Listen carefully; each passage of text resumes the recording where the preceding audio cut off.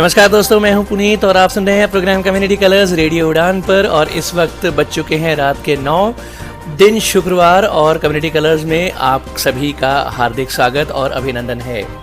Community colours एक ऐसा programme जिसमें होती हैं डिसेबिलिटी न्यूज़ और साथ ही साथ होते हैं बहुत सारी इंफॉर्मेशंस, जानकारियाँ, सूचनाएँ और बहुत से नए नए सेगमेंट्स भी। फिलहाल न्यूज़ बुलेटिन आप प्रोग्राम कम्युनिटी कलर्स में सुनते हैं जिसमें होती हैं डिसेबिलिटी न्यूज़ और बहुत जल्द हम आपके लिए कोई ना कोई नया सेगमेंट लेकर हाजिर हो जाएंगे प्रोग्राम में। हमारा प्रोग्राम कम्युनिटी कलर्स आप बहुत पसंद करते हैं, प्रोग्राम को बहुत प्यार देते हैं, हम आपके इसके लिए तहे दिल से शुक्रगुजार हैं।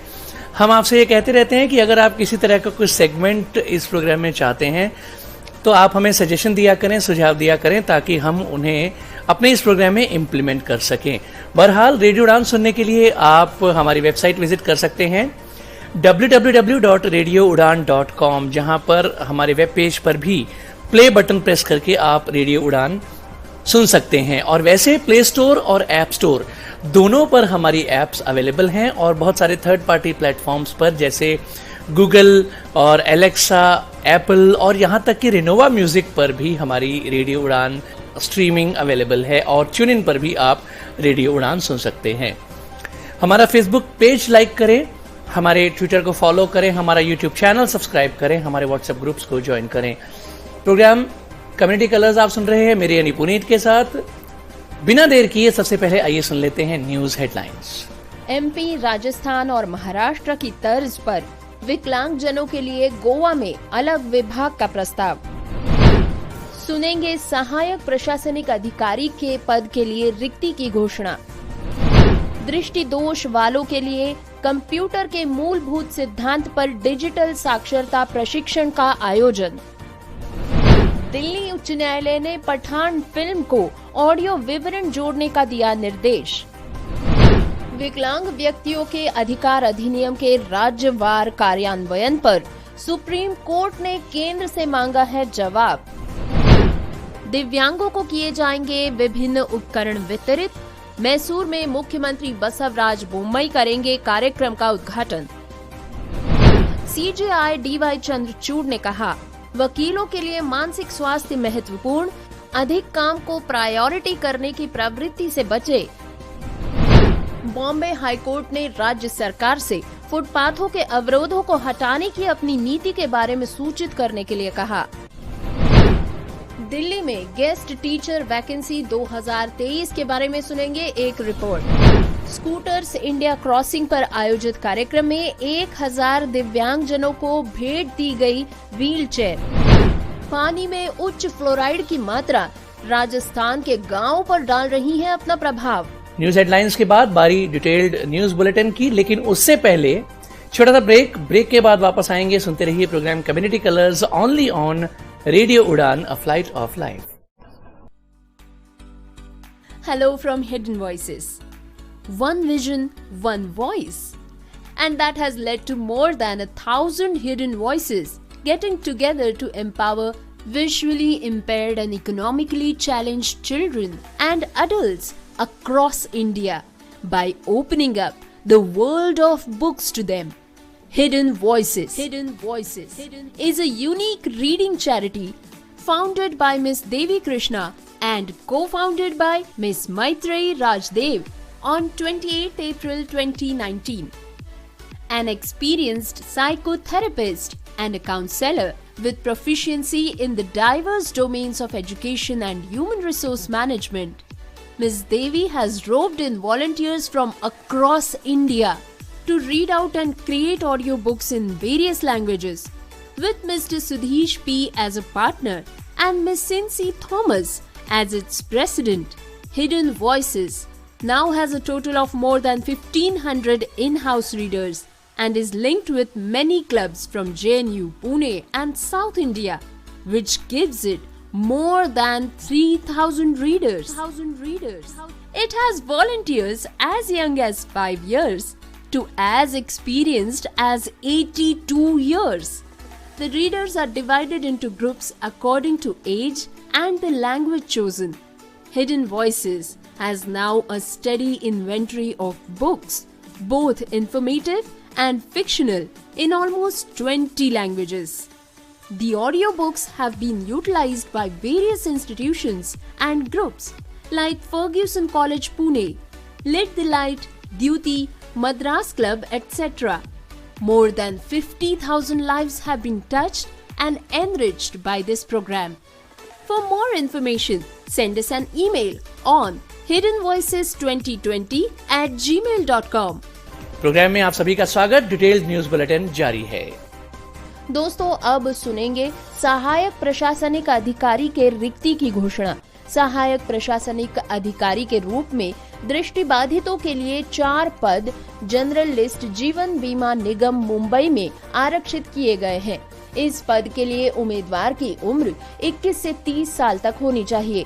योग्यता किसी भी मान्यता प्राप्त भारतीय विश्वविद्यालय या संस्थान से किसी भी विषय में स्नातक की डिग्री। ऑनलाइन आवेदन के लिए ibpsonline.ibps.in पर लॉग ऑन करें। आवेदन की अंतिम तिथि 31 जनवरी 2023। दोस्तों, अब बारी है V4U ने आयोजित किए गए दृष्टि दोष वाले व्यक्तियों के लिए कंप्यूटर के मूलभूत सिद्धांत पर एक प्रशिक्षण के रिपोर्ट के बारे में सुनने की। V4U 2010 में धर्मार्थ ट्रस्ट अधिनियम के तहत पंजीकृत एक स्वैच्छिक संगठन है। ये मूल रूप से विकलांग व्यक्तियों और खेल के उत्थान के लिए काम करते हैं। इनका मुख्यालय भुवनेश्वर, उड़ीसा में है, लेकिन V4U PWD के लिए विभिन्न प्रकारों के पहलों के लिए पूरे उड़ीसा में काम कर रहे हैं। अब इनेबल इंडिया के सहयोग से V4U आयोजित कर रहे हैं दृष्टि दोष वाले व्यक्तियों के लिए कंप्यूटर के मूलभूत सिद्धांत पर एक डिजिटल साक्षरता प्रशिक्षण। ये कोर्स दृष्टिबाधित व्यक्तियों के लिए बनाया गया है जो शिक्षा प्राप्त कर रहे हैं या फिर जो नियोजित पेशेवर हैं जिन्हें बुनियादी कंप्यूटर का उपयोग करने की आवश्यकता है। आइए सुनते हैं इसके लिए पात्रता मापदंड क्या है। दृष्टिबाधित उम्मीदवार जो हाई स्कूल, कॉलेज जाने वाले छात्र, स्नातक, कामकाजी पेशेवर सभी इस प्रशिक्षण में भाग लेने के लिए पात्र है। इसके लिए उन्हें कोई भी मूल्यांकन परीक्षण नहीं देना होगा। साथ ही ये नोट करें कि प्रशिक्षण, आवास और भोजन के लिए कोई भी वित्तीय शुल्क नहीं लगाया गया है। ये प्रोग्राम मुफ्त में है। उम्मीदवारों से अपेक्षा की जाती है कि वे पूर्ण समर्पण और ईमानदारी के साथ प्रशिक्षण में भाग लें। आइए सुनते हैं इसी के साथ प्रशिक्षण का थोड़ा सा विवरण। प्रशिक्षण का नाम है दृष्टिबाधित व्यक्तियों के लिए कंप्यूटर की बुनियादी बातें। प्रशिक्षण की शुरुआत 26 जनवरी 2023 को की जाएगी। सुबह 9:30 बजे से लेकर शाम को 6:30 बजे तक। प्रशिक्षण सोमवार से शनिवार लिया जाएगा। प्रशिक्षण समाप्ति की तिथि है 18 मार्च 2023। प्रशिक्षण का तरीका ऑनलाइन या फिर V4U भुवनेश्वर में। कृपया किसी भी प्रश्न के लिए डायल करें 9016133313 पर, या आप इसी नंबर पे व्हाट्सएप भी कर सकते हैं। नंबर एक बार फिर से सुन लीजिए 9016133313। दोस्तों, अब खबर बॉलीवुड से। शाहरुख खान, दीपिका और जॉन इब्राहिम की पठान फिल्म जल्द ही रिलीज होने जा रही है। ऐसे में दिल्ली उच्च न्यायालय ने यशराज फिल्म्स को पठान फिल्म को उपशीर्षक और ऑडियो विवरण जोड़ने का निर्देश दिया है ताकि श्रवण बाधित लोग और दृष्टि बाधित लोग भी फिल्म का आनंद ले सके। एकल न्यायाधीश न्यायमूर्ति प्रतिभा M सिंह ने निर्माताओं को 20 फरवरी तक ये विवरण प्रस्तुत करने का आदेश दिया और CBFC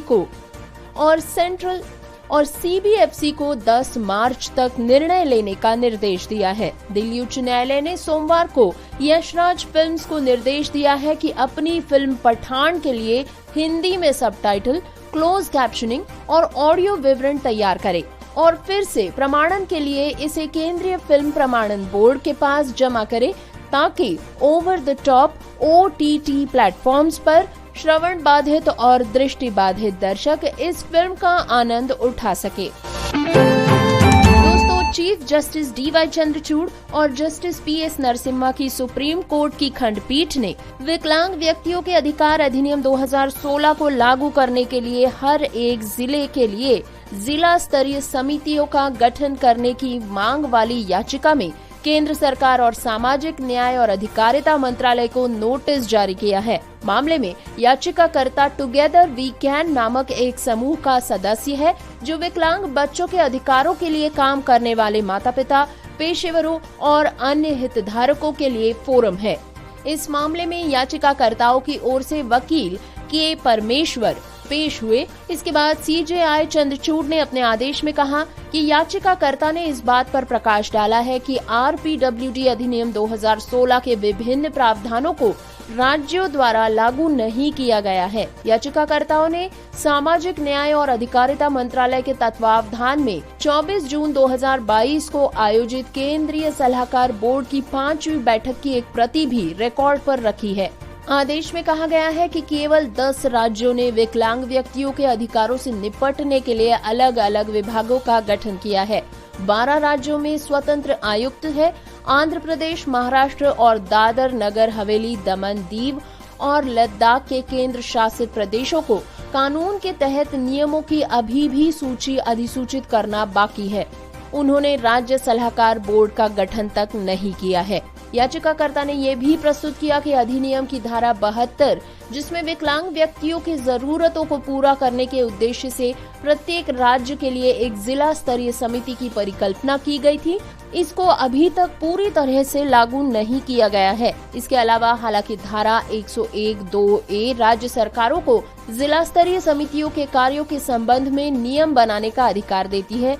विशिष्ट नियमों के निर्माण के बिना समितियां अप्रभावी रहेंगी। दोस्तों, खबर मैसूर से। मुख्यमंत्री बसवराज बोम्मई 29 जनवरी को नंजनगुड़ में सामाजिक न्याय और अधिकारिता मंत्रालय द्वारा आयोजित विकलांग व्यक्तियों को उपकरण वितरित करने के लिए आयोजित एक कार्यक्रम का उद्घाटन करने जा रहे हैं। यहाँ जिला पंचायत में एक बैठक में चामराज नगर के सांसद वी श्रीनिवास प्रसाद ने कहा कि कार्यक्रम नंजनगुड़ के तालुक स्टेडियम में निर्धारित किया गया है। मैसूर जिले के चामराज नगर लोकसभा क्षेत्र के अंतर्गत आने वाले 4 विधानसभा क्षेत्रों वरुणा, टी नरसीपुरा, नंजनगुड़ और HT कोटे के विकलांगों को उपकरण वितरित किए जाएंगे। उपकरण 1963 लाभार्थियों के बीच वितरित किए जाएंगे। बताया जा रहा है कि देश में कुल 68 लोकसभा क्षेत्रों के कार्यक्रम के लिए चुना गया है और चामराजनगर एकमात्र लोकसभा क्षेत्र है जिसे कर्नाटक से चुना गया है। आगे ये भी कहा गया है कि अधिकारियों ने लाभार्थियों की पहचान कर ली है और 1499 लाभार्थी कार्यक्रम में भाग लेने जा रहे हैं।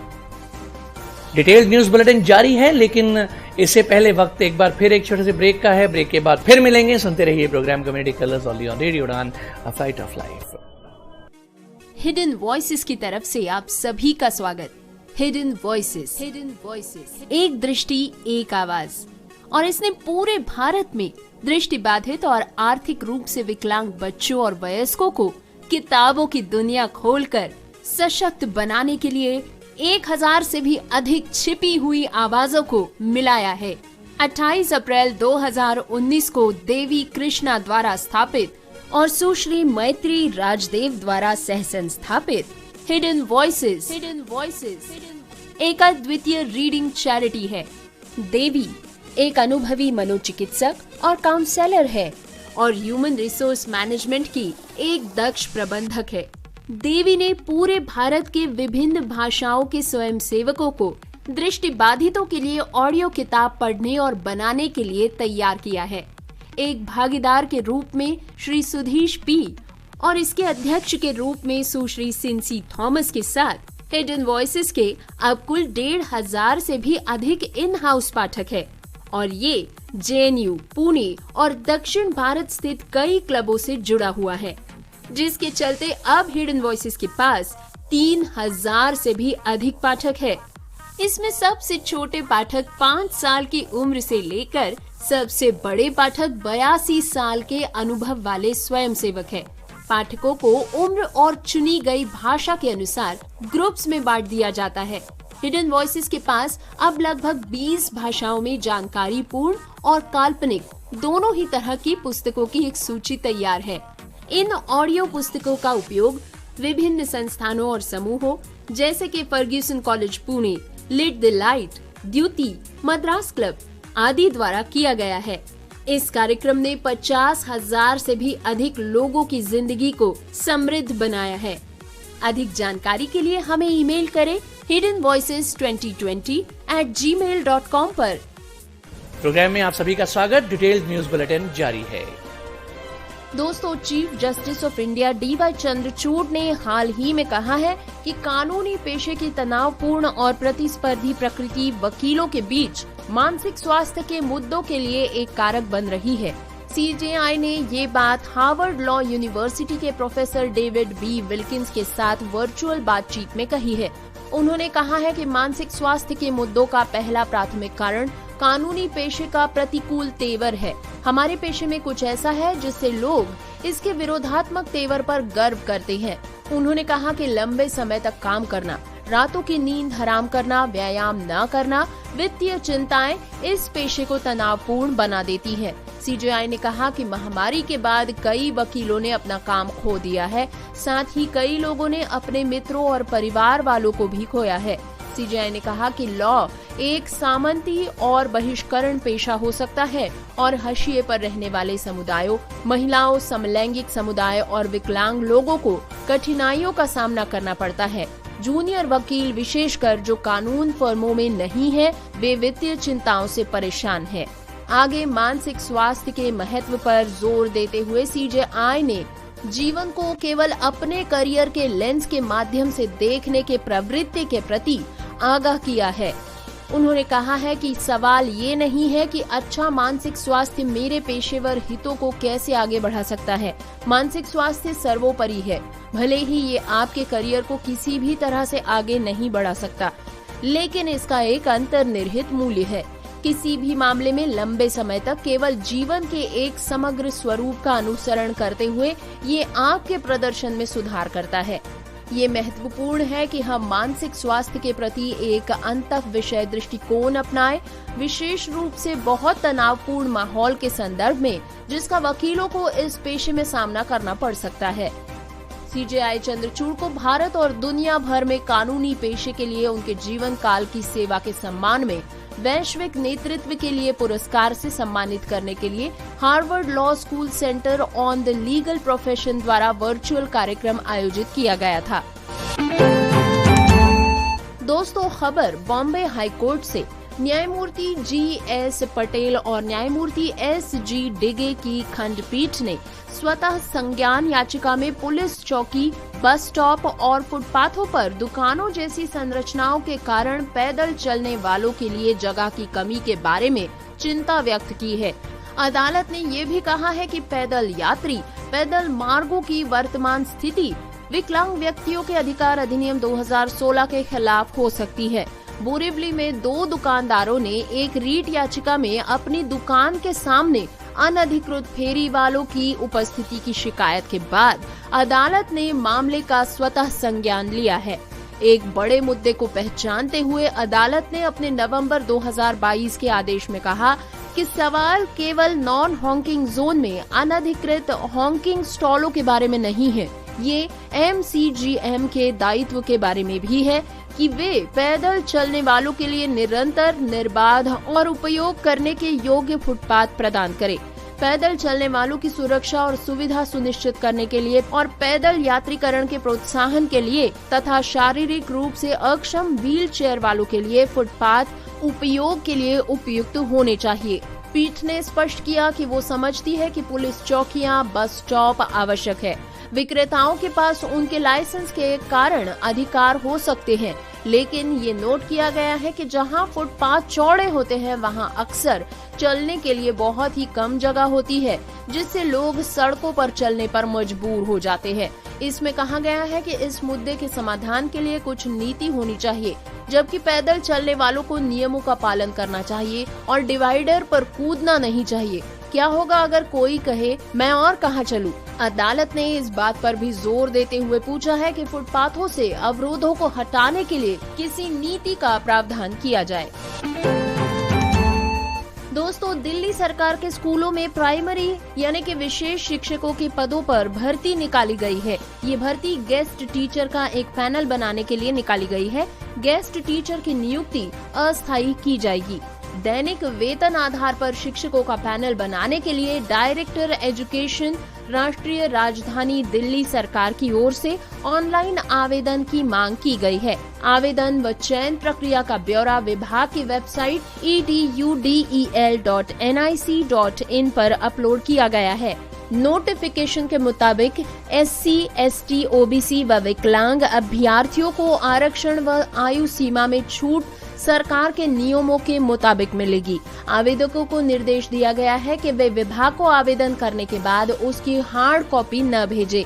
इच्छुक उम्मीदवार इस भर्ती के लिए 15 जनवरी 2023 से 31 जनवरी 2023 तक अपने आवेदन भेज सकते हैं। रिपोर्ट्स के मुताबिक चयन एक मेरिट के आधार पर किया जाएगा, जिसमें 10वीं, 12वीं और स्पेशल एजुकेशन के मार्क्स जुड़े होंगे। 10वीं से 20 मार्क्स, 12वीं से 35 और स्पेशल एजुकेशन 45 मार्क्स से जुड़ेंगे। यानी कि मेरिट कुल 100 अंकों की होगी। केवल CET पास ही स्पेशल एजुकेटर पद के लिए आवेदन कर सकते हैं। दोस्तों, खबर लखनऊ से। यहाँ पर सरोजनी नगर विधायक राजेश्वर सिंह ने शनिवार को सरोजनी नगर में स्कूटर्स इंडिया क्रॉसिंग पर आयोजित एक कार्यक्रम में 1000 दिव्यांगजनों को व्हील चेयर भेंट की है। सभा को संबोधित करते हुए श्री सिंह ने कहा कि आप हमारे अदम्य साहस, दृढ़ इच्छा शक्ति, सहिष्णुता, स्वीकृति, चुनौतियों पर काबू पाने और आगे बढ़ने की प्रेरणा है। मैं हमेशा विकलांगों के लिए कुछ करना चाहता था। आज मेरे जीवन का सबसे बड़ा सपना सच हो गया है। विधायक ने ये भी कहा है कि वो पूरी तरह से विकलांगों के कल्याण के लिए प्रयासरत होंगे।